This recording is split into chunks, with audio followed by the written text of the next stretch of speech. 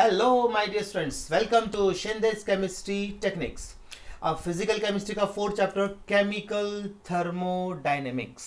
ये चैप्टर बच्चों को थोड़ा सा डिफिकल्ट लगता है, बहुत सारे बच्चों का। तो देखो, पहला जो क्वेश्चन बना है इस पे वो है डिफाइन। डिफाइन क्या है? पहले एंट्रोपी को डिफाइन करना है, फिर है एंथैल्पी ऑफ फ्यूजन का डेफिनेशन, फिर है एंथैल्पी ऑफ एटोमाइजेशन, फिर enthalpy of vaporisation, enthalpy of sublimation, enthalpy की सिर्फ डेफिनेशन करना है, फिर internal energy, extensive property, intensive property. ये डेफिनेशन है और इनके एग्जांपल्स कर लेना। डेफिनेशन प्लस आप क्या कर लीजिए, डेफिनेशन प्लस अगर इसके एग्जांपल्स याद करेंगे तो बहुत ही अच्छा रहेगा। कभी कभी क्वेश्चंस आ जाते हैं, तो कम से कम डेफिनेशन और एक एक दो दो एग्जांपल आप कर लीजिए याद इसके, ठीक है ना। चलिए, ये पहला क्वेश्चन आपको रेडी कर लेना है, तो इसमें आपको बन तो जाना चाहिए आपको। ये क्वेश्चन उतना डिफिकल्ट तो नहीं है, ठीक है ना।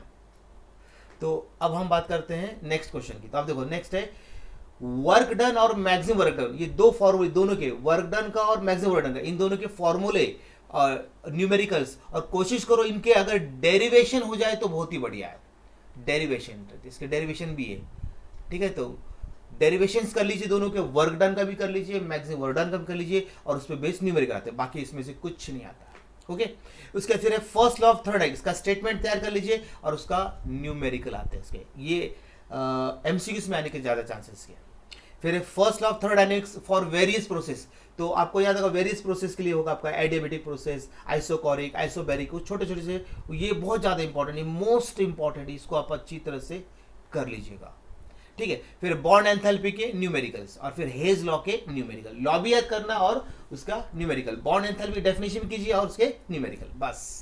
इसके बाहर कुछ भी नहीं जाएगा। पर पढ़ने तो बैठिए, आप पढ़ने बैठेंगे तो आपका एक एक चैप्टर ना आप एक एक दिन में रेडी कर सकते हैं। 10 दिन में 10 चैप्टर हो जाएगा आपका, कोई टेंशन लेने की बात नहीं। 16 दिन में 16 चैप्टर हो जाते हैं।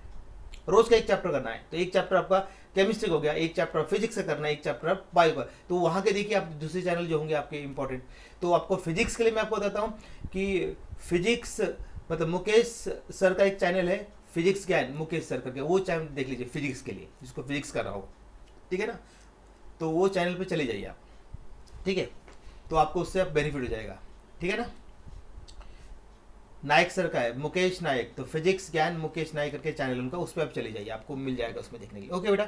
और फिजिक्स के लिए मैं इतना बता देता हूँ, वो चैनल बहुत बहुत ही बढ़िया चैनल है, मेरा ही मित्र है, बहुत अच्छा, आपको उसमें आपको मिल जाएगा, उसके अंदर इंपॉर्टेंट क्वेश्चन है, सब मिल जाएगा आपको, तो आप देख लीजिए उस पर, ठीक है ना। तो आप क्या कीजिए, जो बच्चे मेरे चैनल फर्स्ट टाइम आ रहे हैं, प्लीज़ इसको सब्सक्राइब कीजिए, अपने मित्रों को बताइए, और जितना हो सकता है मेरे चैनल को आगे बढ़ने के लिए सपोर्ट कीजिए, ओके बेटा। मैं आपको ऐसे ही सपोर्ट करूँगा, आपको आप बताऊंगा, और दूसरा और बायो के लिए कोई होगा तो बता दूंगा, ठीक है ना आपको। और इसके लिए क्या कहते हैं, मैथ्स के लिए आप दिनेश सर का चैनल देख लीजिए, दिनेश सर, दिनेश लाइव करके उनका है चैनल, वहाँ पे आपको मैथ्स के लिए वहाँ मिल जाएगा। इसको मैथ्स का करना होगा, तो फिजिक्स का मैंने बता दिया, मैथ्स का बता दिया, बायो का मैं आपको देख के पूछ के बताता आपको मैं, ठीक है ना बेटा। चलिए, ओके, बाय, पढ़ते रहिए।